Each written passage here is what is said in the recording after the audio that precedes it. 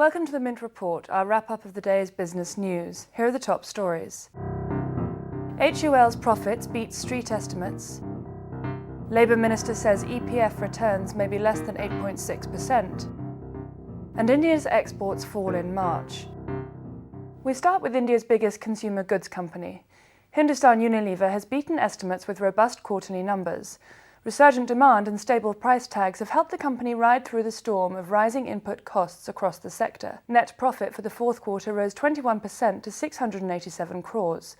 That came on the back of a rise in net sales of 16% to 5,660 crores. Also, the company's operating margin rose by 170 basis points. But despite the good news, Managing Director Nitin Paranjpe warned that the market for consumer goods would be volatile in the months ahead and that commodity costs would remain high.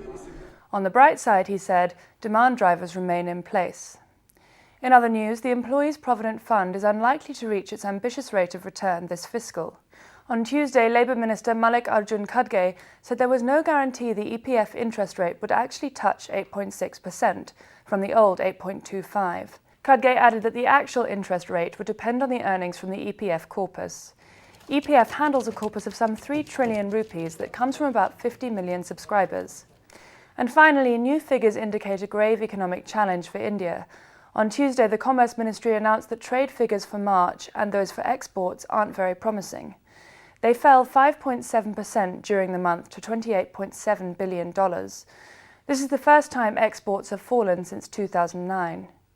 Meanwhile, imports continue to expand, going up 24.3% to $42.6 billion in March.